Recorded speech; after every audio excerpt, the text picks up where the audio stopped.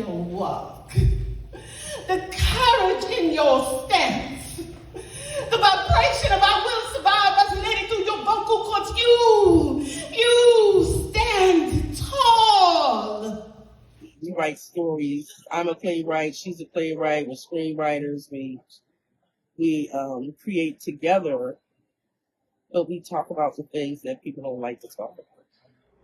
Hey, you don't make a move. If you just got here, welcome to the Winners Club. If you've been here, then you already know we are on the way up. I want you guys to take a moment and pause to really delve into this interview that almost didn't happen. We had everything occur this day, from traffic challenges to losing some equipment, all kinds of issues with my team. And then, come to have it, these wonderful powerhouses were only in town for one night, managing a whole host of activities for a full display of a creative event, everything from play readings to an open mic to meet and greets. I mean, you name it, they ran the gamut.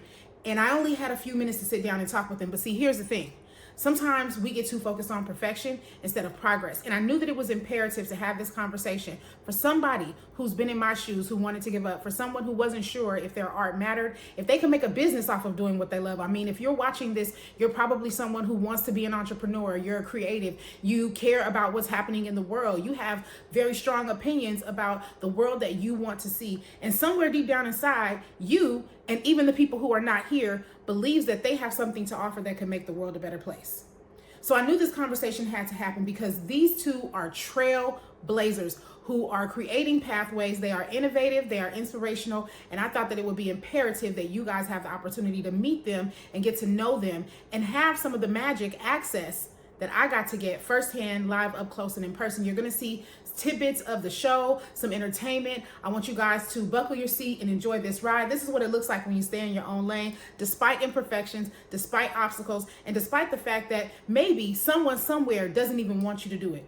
They're gonna talk about some powerful key things that I think you guys can take away. It's going to be a game changer for anybody who is considering or has already started to do what you love to do in pursuit of making change, making waves, using your voice, of course, being successful, creating the life you desire, and hopefully making the world a better place. I want you guys to be attentive. I want you to be heartfelt. I want you to be open. It's not perfect, but it is authentic. Stay tuned. Watch these clips. Enjoy this interview, and I'll see you at the top.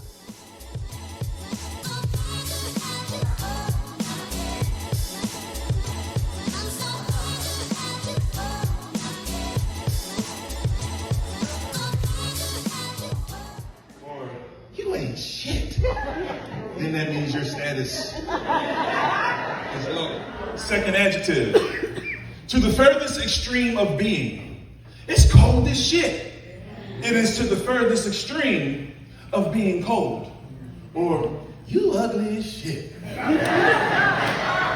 You are then to the furthest extreme of being ugly. Then we have the noun. Person, place, or thing. Well, that shit ain't mine. And or literal feces. Oh, don't step in that shit. There's literal doo-doo on the ground. Then we move on to our verb. Oh, I see you trying to start some shit. Situation and or altercation. And of course, we move on to the status of shock. Galvanized even. Oh, shit! And at that point, shock, yes. So, with these findings, you all know shit like I know shit. The thing is, the best way to retain newly learned knowledge is through application. And so, class is in session with people. There are two assignments you have, and I'm gonna explain it very clearly. It goes like this. For this next part, I will be doing a piece, and your part is very important. So when I strike the air like this, I need you all to curse for me. Is that okay? Follow me. When I do like this, you just say shit. Simple. Let's try it out. Shit. All right. Let's don't talk one more time. Shit. All right. Okay. Part two. I'm going to strike the air low like this, and I need you to drag it out and say shit.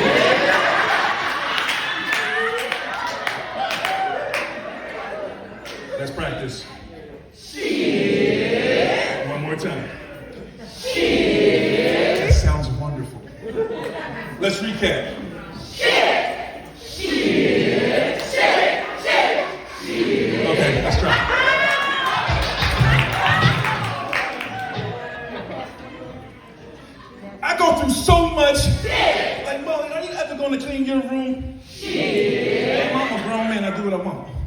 My homie called up and said, yo, you trying to go? I said, hell yeah. Let's get into it. Let's get cracking. We at the bar. I'm at the joint getting paced. Because I'm feeling myself.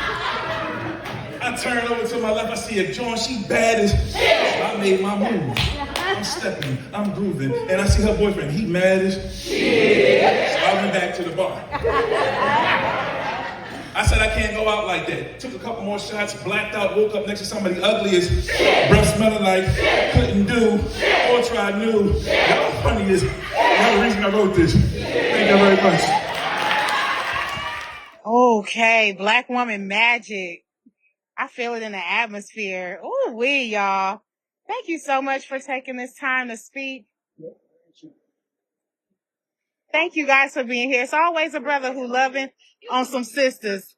But he walked over with intention to see who we were. Not who you were looking for, sir. I feel all the magic in the air. I'm so grateful to be amongst you two queens. Let's start with your names and a little bit about the organization. Tell us why we're here today. My name is Jody Austin, and I am a retired Air Force veteran. I'm 21 years. I retired in 2008, and I was a medic, and now I'm a nurse, and I'm also an artist. So I am co-founder of the Collective Mike Productions and the Collective Mike LLC. We are a Philadelphia-based film and theater, small but mighty film and theater company, and we travel on festival circuits and produce our plays, or we submit our plays to showcase them in different festivals. We also produce our plays in Philadelphia as well, in the tri-state area. And I'm one half of the founders of the Collective Mike Productions, and Tiffany Dean is my co-partner. Yes, so I am Tiffany Dean. I am the other half. I'm the COO of the Collective Mike Productions and the Collective Mike LLC. I'm also a visual artist. On your chest, they try to drown you in a sea of blackness. Built concrete walls to block out your sun. Played target practice with your spirit on prison grounds. I mean schoolyards.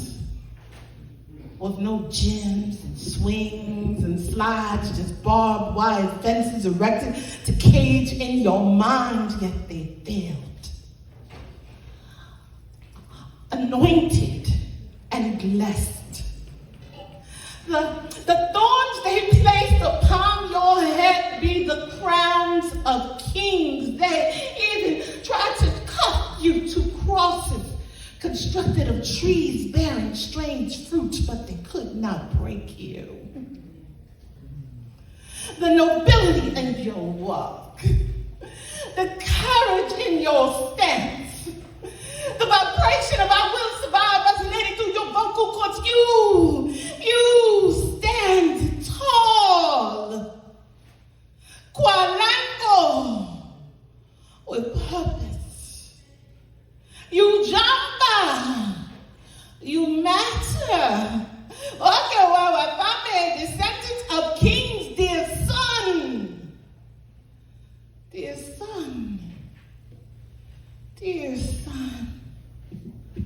never, ever forget this. Signed?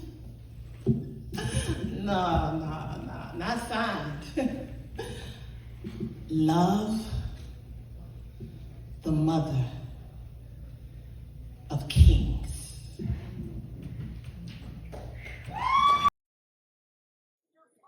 So we're talking about how you were drawn into this work through your roots in the arts. What made this the thing to settle in with? Like, what drew you into this particular organization and pushing this movement? So we met at poetry open mics, and we were with another organization. When that organization decided to discontinue, Tiffany and I both felt like we couldn't let it go because we had developed such a great rapport in a community of other writers. And we wanted to keep the movement. It was like a movement, and we wanted to keep it going. Like the energy was there, the vibe was there. We did a lot of teaching of different poetry forms and encouraging people. So we started our own group initially, and it still exists, but it's called Family Poetry Collective. And then we got down to the business of creating our own open mic, because we felt like, all right, we have this online presence, but now we want to try to do our own poetry open mic. And then the Collective Mic was born, the Collective Mic LLC. So our niche in the city was, we did spotlight poets, and we had an open mic, and we had poets and comedians come from all over the place. Our niche was featuring deaf poetry poets at our open mics. So we developed our niche that way. And then one of our poetry brothers, he started getting into theater. And because the type of theater that we do is a little untraditional. We do poetic theater. We do so much of our storytelling through our poetry. So we started developing the stories through our poetry. But we got with one of our poetry brothers, Alan Clark, who was doing poetic theater, this amazing production. He was like, come on down and check this out. And like, we credit him a lot for showing us that poetry could go to another level, because it really can. Poetry will survive on the stage. So we did some theater with him, and he taught me some tech stuff. And after like a weekend of that production, I said, I don't know about you, Tiffany, but I got the theater bug. She was like, yeah, me too. So we got about the business of learning theater. And it was like the natural order of things. It was a natural progression and evolution of our work. And we've been pushing it for the last 10 years now, at least, the poetic theater. I want to ask a question that I would love for both of you guys to answer, and you can decide who will speak first. But I want to talk about the exposure to the idea that something you felt passionately or feel passionately about can create equity and hold space for us in ways that can be revolutionary. What is that connection? Because I think that's something that we don't talk about enough. Right.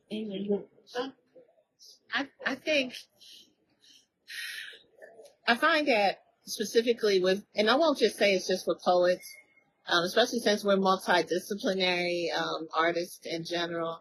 I speak for a lot of artists who take art very personal, and they look at it as just this one thing that's for them, and especially poetry, especially the healing properties of poetry. It's like, this was the gift that was given to me to save me, and they hold that in, specifically. But they forget that anything given to you is not just for you, it's for someone else. And then there's also the idea that your gift should sustain you as well. So you can't hold it in this box and hide it up underneath the shoebox, put it in the shoebox and hide it up underneath your bed. There's multiple things that are supposed to come out of a gift that was given to us. One, you're supposed to be able to survive off of that gift, and someone else is supposed to live through that gift. And I think it's very, very important for more people to recognize that idea. And I think part of the problem with people not recognizing that idea is that we're not taught to recognize that idea. We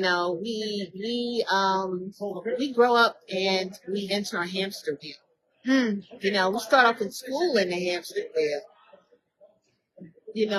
Where it's just this constant race. And then we're encouraged to jump into the hamster wheel the second they see, it's like playing double dutch. And like, you just watch it for that moment for you to jump in, the hamster wheel.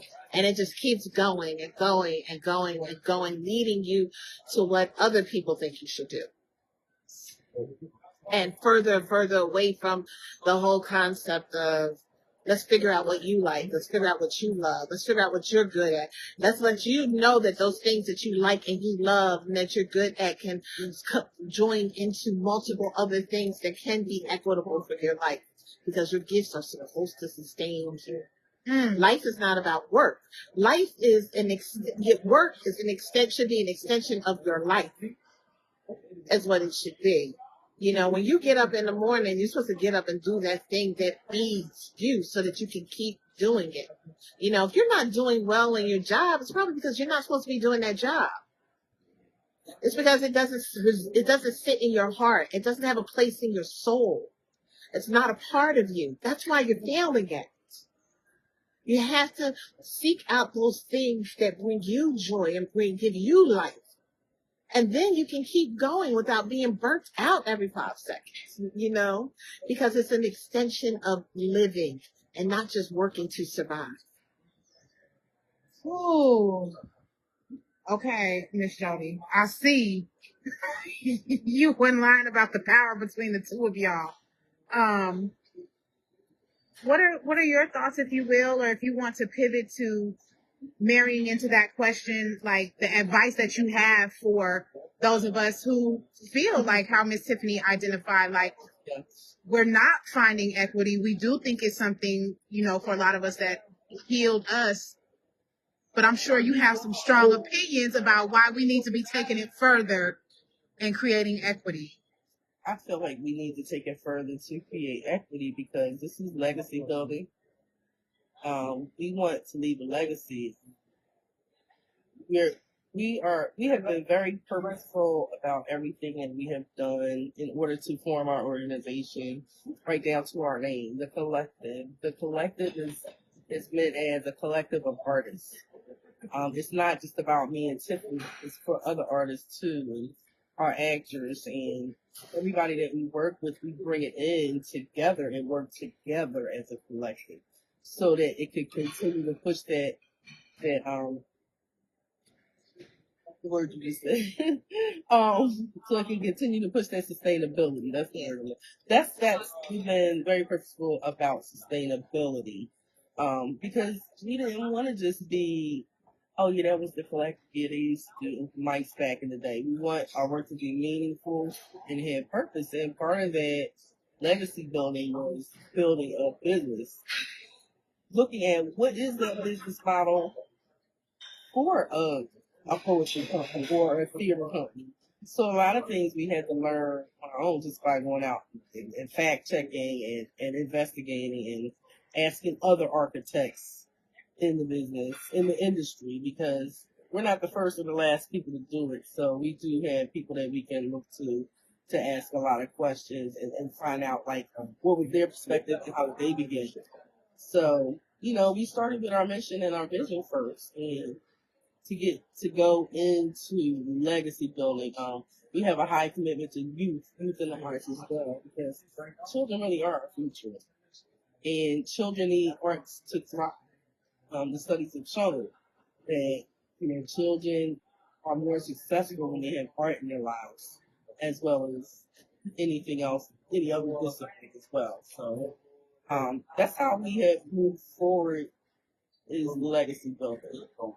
We really want to make that impact. We write stories. I'm a playwright. She's a playwright. We're screenwriters. We create together, but we talk about the things that people don't like to talk about. We write about the things that people. We do a lot of trauma healing type of work, and we want to continue to push that platform forward, and to have that platform available for people who need that, including ourselves. Oh, can I say just one thing? Please. I thought about this quote that I wrote and I shared it with you. I think I shared it on social media as well. We write the hard things for the people to feel along the way. We write the hard stories for the people who feel alone, so that they'll never feel alone. That's what I do it for. Yeah, that's what I do it for. That's it exactly. Yeah, that's why we tackle. That's why we tackle the hard stories. You know, that's why we feel so deeply about it, because we remember when we felt alone, when we thought that a certain situation was our own. You know what I mean? Let's take, for instance, just the play that we did today.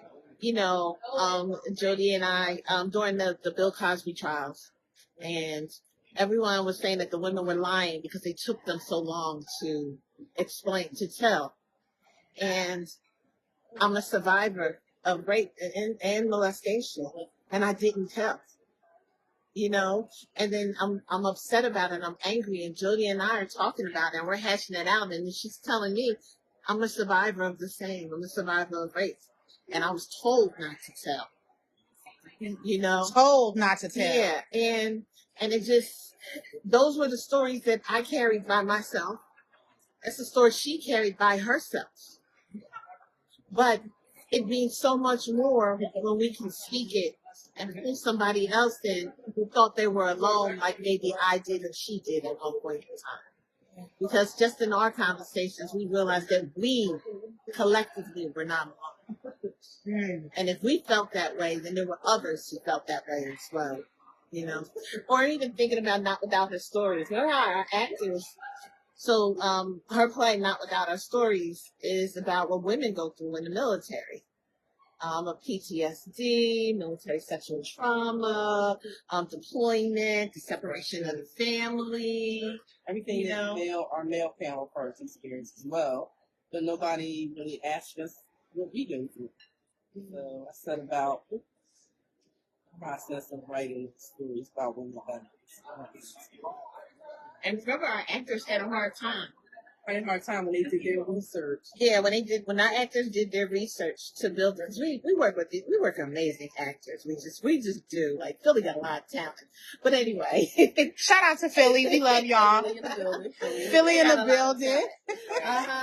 And we, when they got their roles, they immediately went to do the research so that they could give the impact that needed to be given into these roles, and they couldn't find the research. They found tons and tons of information about men dealing and what they dealt with in military life, but very little when it came to women. That leads me to my final question for now. I'm going to find y'all up in Philly. I'm going to find y'all where you be at. I'm going to, as we love to say, where you be at. I'm going to pull up on you. But tell us, speak to the person who's watching, who is a spoken word or creative or visual or other form of artist that has a story. Tell them why it is so critical to use and tell their stories as a part of their form of art. I think for me, well, for years, I wrote, but I never thought anybody would want to hear anything I had to say. But, you there when I did that? You call them getting your mic, you getting the cherry bus. Yeah, she said the first time. Were you there? No, I wasn't there. Okay, I started coming like after that. Okay, so the curator of that event, he actually held my hand. I was mortified, petrified. Yeah, but when I got through it, I finally did it. I felt so liberated. So there's a certain liberation and freedom when you can speak your truth, and it's also universal because it's going to help the healing process for someone else. It encourages other people that they can do the same, that they can speak their truth. Because it's going to heal somebody. It's going to help someone else. And I think that's the most important part of it. I agree with that. I agree with that 100%. And I tell artists that all the time.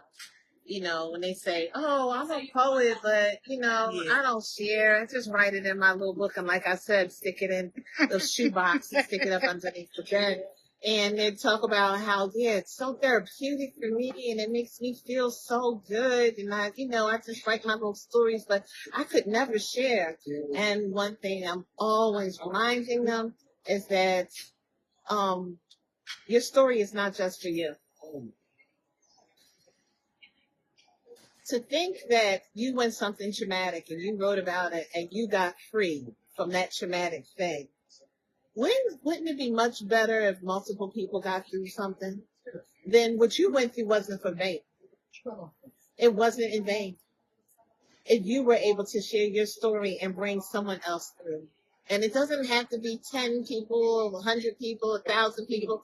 It could be one person that comes through from out of that. I mean, it's not my fault.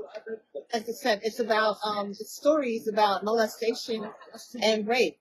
During rehearsals, Jody and I both, because we both tell our own stories in that play, had to relive horrible parts of our life in rehearsal, in detail, over and over and over again. That's the same kind of thing that was in our heads at one point in time, all by ourselves, with no one else connected to us. But to think that I released that, and someone else who was suffering through that in their head all by themselves can now release it as well, that's the important part. That's nothing more important than that. And if we're honest, none of us is free until all of us is free. Right? Yeah, that's funny. I work for Project Home. I also work for Project Home in Philly, which is an organization that's trying to eradicate homelessness in the city of Philadelphia. And one of the slogans is, none of us are home until all of us are home. Yeah. And the greatest act is to inspire. Absolutely. And so I think that what you all are doing is revolutionary. It is important. And I know that I'm not the only person who feels seen and heard. And so tell us where we can find you next. How can we keep up with y'all? Give us the handle. Y'all know how we do. Tell us your Instagram. Our Instagram, we're on everything on social media as at the Collective Mic. That's the Collective Mic MIC. Or the Collective Mic Production. So it's either the Collective Mic or Collective Mic Production. That's what we're on everything. Our next show or our next production is November 8th, when we finally produce my full-length play, Not Without Her Stories, Her Service Company to Sacrifice 2. November 8th, Veterans Day weekend in Philadelphia. And then the next thing after that is our annual show and Evening of Shorts 2026. We have a huge show lined up. We took submissions this year from different poets. And we'll be mentoring new playwrights from page to stage. Yes. To create short plays. Including some of our own works as well. And then after that, we're going to be producing It's Not My Fault, the full-length version, in June 2026. All in Philadelphia at Venice Island Performing Arts Center. Okay, so we gotta pull up and come see y'all. I definitely am a traveler, so don't be surprised when you see me when I text you. We travel too. I see y'all came to the A and y'all done lit up the stage and the building. We about to go take over some more space. And so time here at the Atlanta Black Theater Festival. Last year we went and we were selected with my play as a stage reading at the International Black Theater Festival in Winston-Salem, North Carolina. And then we did Atlanta Black Theater Festival with Not Without Her Stories as well. The same year. We did it back to back, and then we did other productions here. We did It's Not My Fault virtually with the Atlanta Black Theater Festival in 2020 when the pandemic hit and they couldn't do the actual festival, so they did the version that's on YouTube virtually, which is just a short version of the full play. And prior to that, it was The Dancer. Yeah, I have a play called The Dancer. They did that, and we did it here. Look, it's nothing like being chosen by your own. It is. It's quite a few other theater festivals and film festivals. So we've done NYC Arts. We've been off Broadway as well, and we've been to LA with our productions as selectees, and so we're actually award-winning playwrights with some of our works. Yeah, but it's nothing like it when you're like this. It's nothing like it. Yeah. Nothing like it. Well, I'm honored. I'm honored for the work that you're doing. I appreciate you. Thank you for your service. Thank you. Thank you for your service. Thank you. You are welcome. Thank you both for your activism, for your artistry, and for your wisdom. I think a lot of this is conversations that need to happen more. So when I come to Philly, I'll find us a spot and we can have some more conversations, because I think this is what will keep us going and doing the work. And we would love that. I appreciate y'all. Peace, peace. Until next time.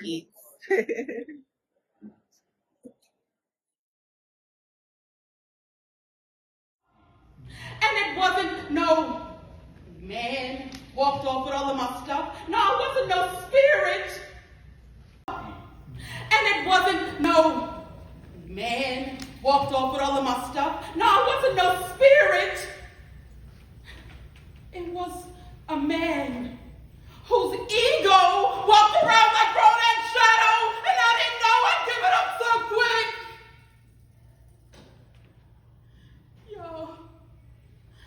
And the one running with it, he don't even know he got it. I'm showing nigga, this is mine. And he don't even know he got it. My stuff is the anonymous, ripped off treasure of the year. Do you know somebody almost got away with me in a plastic bag, dangling under their arm on a string of personal carelessness, and I didn't even get a chance to take a douche.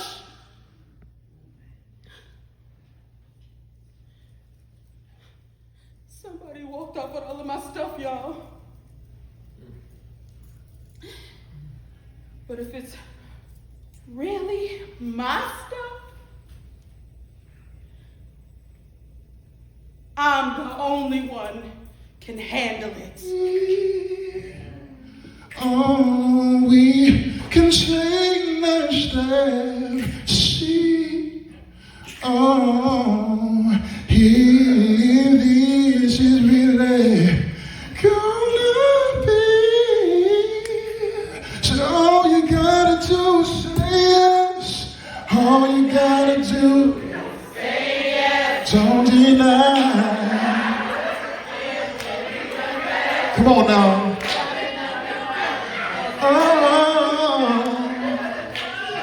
You made me so, all you gotta do is say yes.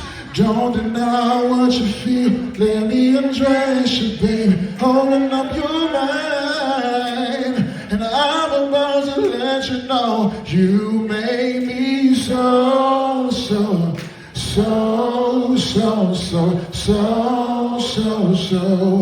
you made me so.